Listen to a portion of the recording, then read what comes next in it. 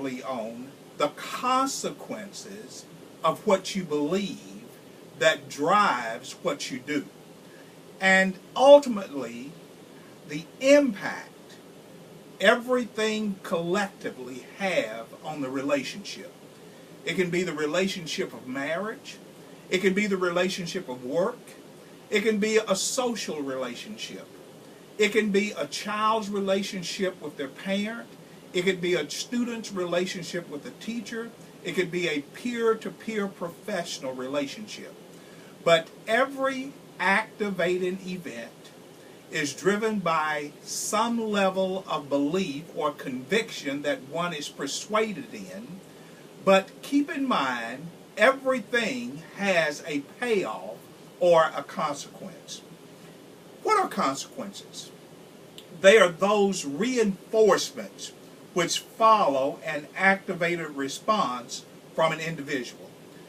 Everything that one does has some type payoff, whether it's good or whether it's bad, whether it's positive or whether it is negative.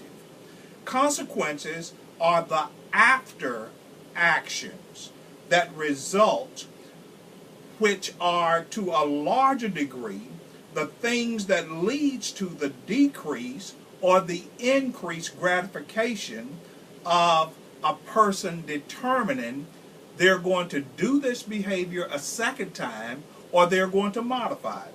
So, consequences are the after actions, and those after actions are going to have a positive or a negative payoff.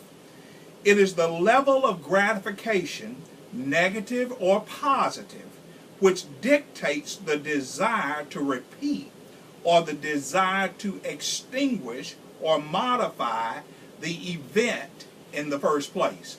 So as we move into the positive, the negative, the payoff, or the negative payoff, keep in mind that most people simply call these reinforcements. Reinforcers are the responses that increase the likelihood of an activating event occurring again. Reinforcers are the appetitive or the aversive events that stimulates emotions to act out the same way in the future as they have been in the past when presented with similar circumstances. I remember as a child going to the bank with a parent. And every time we went to the bank, whether we went through the walk-in or the drive-in, we would get a lollipop. And that was a positive reinforcer that said, number one, it's good to go to the bank. Number two, there's going to be a positive reinforcer that says it's good. What was the good? It was the lollipop. So guess what would happen anytime I would hear either my mother or my father talk about going to the bank? Can I go? I'd like to go. Did I really like to go because I wanted to ride in the car or be with my parents? Probably not. But I was looking for the consequence of riding in the car, and the consequence, the payoff, the reinforcement that said, go to the bank. Life is much like that.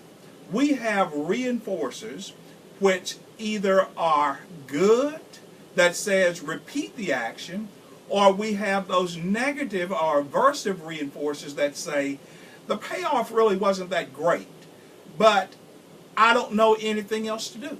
So I'll keep doing the same action based on the same belief system, but expecting the consequence to be different.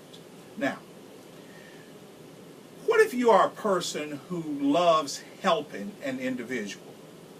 Or what if you're a person who loves feeding animals? Let me share with you how the consequences can be good or the consequences can be bad. Let's talk about helping. You're an individual who enjoys helping others. So the consequence is, I really appreciate your help. I'm really proud of the way that you volunteered, and I'm really proud of the way that you completed this task.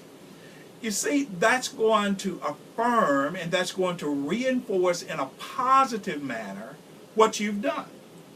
But now let's say you are also a helping individual and the consequence are negative. The person that you're helping says, I really hate the way you did that. You broke something. Now how are you going to pay, and you're trying to help? A great help you are. You see, the consequences are either positive, they're negative. And depending on how the feedback comes, it's going to dictate how eager you will be to repeat the actions in the future. Let's talk about feeding animals. You feed a stray cat or a stray dog, or you feed the pigeons in the park, and they simply keep coming to you and waiting on you to repeat the action. Normally you're going to get a sense of gratification from that. So the next time you're in the park, you'll take some food and you'll feed the birds. Or the next time you see a stray cat or a stray dog, you will throw them some breadcrumbs because they appreciate and they show in a favorable manner instead of an attack manner their appreciation. However, let's say for instance you feed an animal and you get bit. You feed an animal and you're at the circus and the elephant or the lion, the tiger or the bear pounces on you and injures someone, and you're ejected from that environment. That's a negative. So guess what? The likelihood of you repeating that, dependent on the consequences, are going to be, I don't like the consequences of being bit. I don't like forfeiting my money for the show being ejected. So therefore, the payoff for feeding animals is going to be minimized. Guilt, anxiety, shame, elevated frustration, self-downing or self-condemning words are not always present in individuals whose activating actions are inappropriate. In essence, there are people who do not realize the consequences of their behaviors. In their own mind, they're okay with the negative consequences because they believe that what they're doing, they believe that what they're saying, their behaviors are appropriate. Consequences of one's actions can cause pleasure or they can cause pain in a relationship. It will not be until the individual is capable of understanding or realizing the harm or the pleasure that they are giving into the lives of others that they will be able to do something or modify their behaviors in order to elicit a different consequence. Now, consequences are only possible if a level of emotional arousal occurs. In other words, if a person has no emotion connected or no feelings connected to their actions, and they can't sense what others are feeling, or they can't sense what they're doing to others, then they do not really care about the ending consequences. In the Bible, I want you to look very carefully at Acts chapter 22. Read the whole chapter when you have an opportunity. The Apostle Paul is going to recap his actions as a devout Jew. He tells how he persecuted Christ, how he persecuted Christ's people, and yet Paul tells how he was receiving positive affirmation from some. In other words, the people that were giving him permission to do the persecution, they were positively reaffirming his actions, and yet those who were at the receiving end of the persecution was giving him negative responses. He's killing them. He's putting them in jail. But look at Acts 23, verse number 1. Yet Paul looked straight at the council and said, "Men, brothers, I have lived before God in all good conscience." In other words, the consequences don't bother me because in my mind I feel they're right. Come back to class again tomorrow and we'll talk about the importance of one disputing their own actions if they ever expect their behaviors and the consequences to change. I'll see you back in class again tomorrow. Don't be late, and don't skip class.